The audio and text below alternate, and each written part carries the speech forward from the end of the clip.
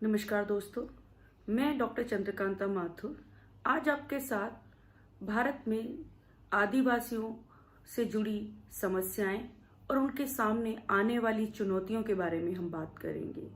जैसा कि आप अच्छी तरह जानते हैं कि भारत विविधताओं का देश है और इन विविधताओं के कारण ही चारों तरफ भारत की एक अलग पहचान भी है, लेकिन यह विविधताएं भारत में एक बड़ी समस्या का कारण भी बनती हैं। आदिवासी बहुत सारी समस्याओं से निरंतर जूझते रहते हैं। जिस प्रकार से हमने पहले अनुसूची 5 और 6 के बारे में जिक्र किया, उससे आगे और बढ़कर यदि हम एक संक्षेप में अगर बात करेंगे कि जनजाति लोगों से संबंधित या जनजातीय लोगों की समस्याएं किस प्रकार से विशालकाय रूप लेती हैं और जिसके कारण वह अपना चहुमुखी विकास नहीं कर पाते हैं, और ऐसे संदर्भ में संविधान और संविधान के अंतर्गत आती सरकार अपने नागरिकों के लिए किस प्रकार की परियोजनाएं चलाती है, यह मुख्य बात है। यदि हम बात करें कि आदिवासियों की समस्याएं क्या होती हैं, तो आदिवासियों की मुख्य रूप से जो समस्याएं होती हैं, गरीबी, ऋण लेना, अशिक्षा, बंधन, शोषण, बीमारी, बेरोजगारी, भूमि रहित रहना और असंख्य प्रकार के अंधविश्वासों में लिप्त होना होता है, क्योंकि उनका एक तरीके से सिविलाइजेशन प्रॉपर तरीके से नहीं होता है और ना वह वास्तविक डेवलपमेंट, वास्तविक विकास से उनका सरोकार हो पाता है। इसके कारण वो निरंतर अपने जीवन में आने वाली समस्याओं से वो जूझते रहते हैं। यदि हम बात करें स्वतंत्रता के बाद आदिवासियों की समस्याएं और राजनीतिकरण को निरंतर बढ़ावा मिला है, क्योंकि ये निरंतर देखा गया कि जो अभिजात वर्ग है या एलीट ग्रुप है, वो जनजातीय अधिकारों का शोषण करता है और जनजातीय जो लोग होते हैं, जो शेड्यूल्ड ट्राइब जो लोग होते हैं, उनके हितों का हनन करते रहते हैं। उनके पास छोटे और असामाजिक लैंड होल्डिंग होती है, जिसके कारण उनकी फसल की उपज कम होती है और इसके लिए वे लंबे समय तक, अर्थात उन्हें अपनी जमीन पर फसल उगाने के लिए या खेती करने के लिए किसी साहूकार या बैंक से लोन लेना पड़ता है। एक बहुत बड़ी समस्या रहती है। आबादी का केवल एक छोटा सा प्रतिशत ही डेवलप कर पाता है या कहा जाए कि थोड़ा सा शिक्षित हो पाता है, लेकिन मुख्य रूप से ज्यादातर लोग अशिक्षित होते हैं और वह अपने पारंपरिक कार्यों में ही लगे रहते हैं, जिससे कि उनका जीवन यापन उससे जुड़ा रहता है। उनकी जो स्वास्थ्य समस्याएं होती हैं वह भी बड़ी प्रेरणाक होती हैं और जिसके अंतर्गत वह अपनी स्वास्थ्य से निरंतर जूझते रहते हैं, ऐसी बीमारियों से ग्रसित होते हैं जिसका इलाज वह शहर जाके करा नहीं पाते और उनके क्षेत्र में, उनके जिले में, उनके राज्य में वह मुख्य रूप से सुविधाएं सामान्यता प्राप्त नहीं हो। जनजातीय लोगों की साक्षरता दर भी बहुत कम होती है। आदिवासियों की निरंतर यह मांग रहती है कि वह जमीन उसे वापस कर दी जाए। वास्तव में आदिवासी को पहले जंगलों का उपयोग करने और जानवरों का शिकार करने की काफी स्वतंत्रता मिलती थी, लेकिन धीरे धीरे वन न केवल अपने घर बनाने के लिए सामग्री प्रदान करते थे, वह अपने जीवन को निर्वाह करने के लिए या अपने जीवन को चलाने के लिए उनका क्रय विक्रय भी करते थे। जिस प्रकार से कानूनों में बदलाव आया है, उसके कारण वह निरंतर जंगलों की लकड़ियों को काटने से वंचित रहते हैं और उन्हें खेती के लिए जमीन नहीं मिल पाती और वहां पर उचित बीज का भी प्रबंध नहीं हो पाता, जिसकी वजह से वे अपना जीवन यापन नहीं कर पाते। ये जो आर्थिक सहायता जनजातीय आदिवासी लोगों तक पहुंचनी चाहिए, वह सकारात्मक तरीके से और सीधे सीधे रूप से उन तक नहीं पहुंच पाती, जिसके कारण वह एक दरिद्रता और शोषण का शिकार रहते हैं। उनका निरंतर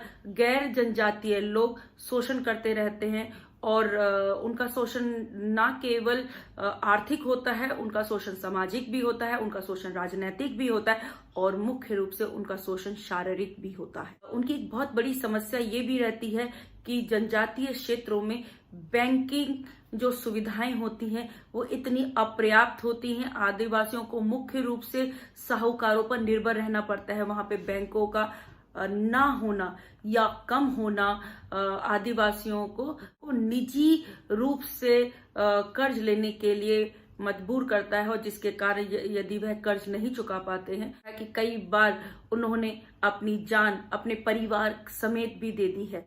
यदि ये कहा जाए कि 90% आदिवासी खेती में लगे हुए हैं और उनमें से अधिकांश जो लोग हैं भूमिहीन हैं और खेती को स्थानांतरित करने का अभ्यास करते रहते हैं।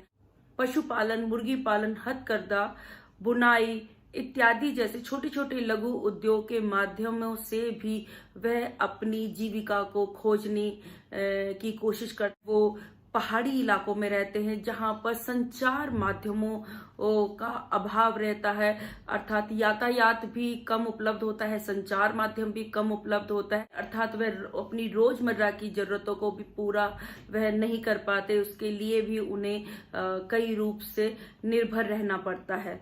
एक बड़ी समस्या आदिवासियों के सामने आती है धर्म परिवर्तन की।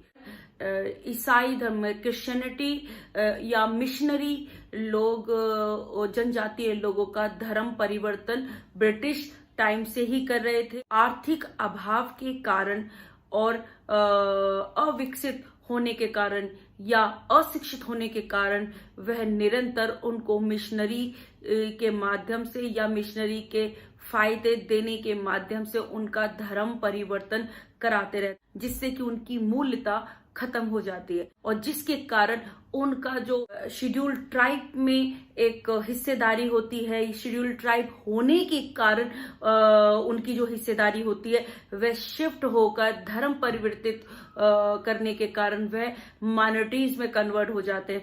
माइनॉरिटीज के लिए या अल्पसंख्यकों के लिए एक अलग कानून है जहां पर उनको एक अलग तरीके की सुविधा या अलग तरीके से ट्रीटमेंट दिया जाता है, लेकिन अनुसूचित जनजातियों के लिए संविधान में अलग व्यवस्था है। यदि कहा जाए कि आदिवासी निवासियों को अर्धसैनिक पर संरक्षण के आधार पर तेजी से बढ़ाया गया या आदिवासियों के लिए अलग राज्य की मांग जैसे मिजोरम, नागालैंड, मेघालय, बिहार, मणिपुर, अरुणाचल प्रदेश, त्रिपुरा में एक तरीके की अलगाववाद की नीति ने अपने पैर पसारना प्रारंभ कर दिया। पड़ोसी देशों से एक तरीके की घुसपैठ भारत के अंतर्गत होने लगी। के बाद भी यदि कहा जाए कि आदिवासी समस्याओं और आदिवासी अशांति का जो मुख्य कारण रहा वो उनका राजनीतिकरण हुआ। जनजातीय लोगों का अशिक्षित होना उन पर राजनीतिक प्रभाव अधिक डाल। यदि हम देखें बिहार का झारखंड और मध्य प्रदेश का बस्तर एक बहुत बड़ा उदाहरण है, क्योंकि जहां आदिवासियों की राजनीतिकरण हुआ है, आदिवासियों के ऊपर राजनीति हुई है।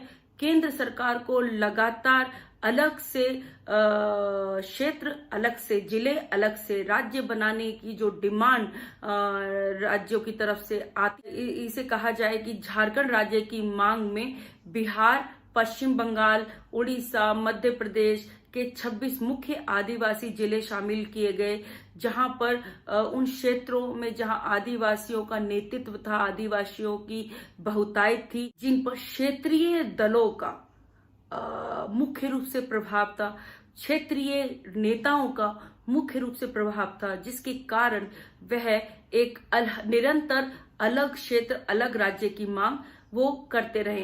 अर्थात हम ये कह सकते हैं कि आदिवासियों की निरंतर बढ़ने वाली समस्याएं, निरंतर बनी रहने वाली समस्याएं उनके सामने एक बहुत बड़ा प्रश्न चिन्ह खड़ा करती हैं। भारत में ही नहीं बल्कि संपूर्ण विश्व में आदिवासियों से संबंधित कई सारी समस्याएं हैं और उनका सबसे मुख्य समस्या रहती है उनका डिस्प्लेसमेंट होना।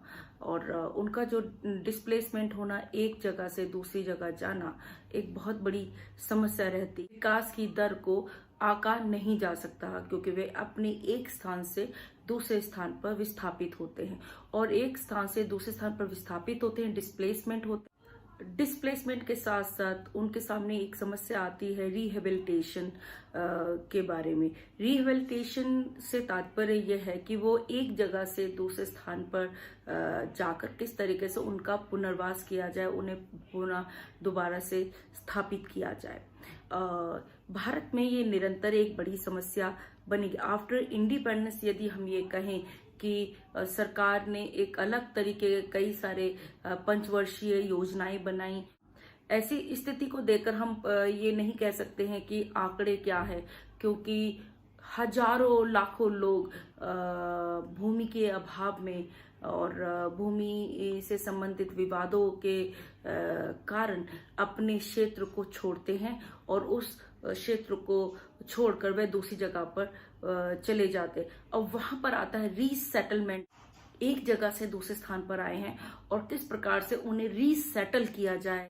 यदि हम देखते हैं तो ये पाएंगे कि लगातार सरकार की जो नीतियां हैं, पॉलिसीज हैं, वो इसी संदर्भ में रहती हैं। आदिवासी प्राकृतिक आपदाओं के कारण अपने स्थान को छोड़कर दूसरे स्थान पर जाते हैं और वहां पर अपने लिए रोजी रोजगार ढूंढते हैं। और क्योंकि वो अशिक्षित होते हैं तो बहुतायत में वो एक जगह से दूसरी जगह जा रहे होते हैं, विचरण कर रहे होते हैं, जिसके कारण एक वास्तव में एक विकास दर को बढ़ोतरी नहीं मिल पाती, जिसके लिए राज्य सरकारें और केंद्र सरकारें निरंतर प्रयास करती रहती है। क्योंकि केंद्र सरकार और राज्य सरकारों का ही पहला दायित्व है कि उनके राज्य के अंतर्गत रहने वाले लोगों की सभी मूलभूत आवश्यकताओं की पूर्ति कर।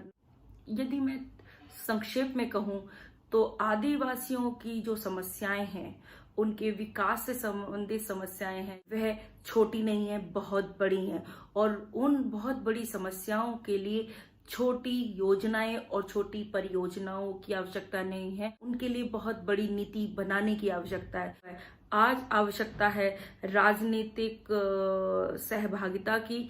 आज आवश्यकता है कि प्रत्येक व्यक्ति एक आधुनिक जीवन का निर्वाह करे, आधुनिक जीवन के संसाधनों का उपयोग। राजनीति, लोकतंत्र, for the people, of the people, by the people, अर्थात वे भारत की सीमा रेखा के अंतर्गत वो रहते हैं, तो उनकी जो मूलभूत आवश्यकताओं की पूर्ति करना और उनकी सहभागिता सरकार के निर्माण में होना एक महत्वपूर्ण बात है, जिसके लिए सरकार को भी उचित कदम उठाने होंगे और वहां की जो राज्य सरकारें हैं उनको भी एकजुट होकर ईमानदारी से जनजातीय लोगों के विकास के लिए कार्य करने होंगे। हम फिर मिलेंगे एक नए अध्याय के साथ, एक नए विषय के साथ। तब तक आप अपने आप को सुरक्षित रखिए, अपने आप को बचा के रखिए, अपनी पढ़ाई निरंतर जारी रखिए। यदि कोई समस्या आती है तो आप मुझसे संपर्क कर सकते हैं। मेरे पास यदि उनके समस्याओं के समाधान होंगे तो मैं आपके साथ जरूर साझा करूंगी। खुश रहो, स्वस्थ रहो, सुरक्षित रहो। नमस्कार।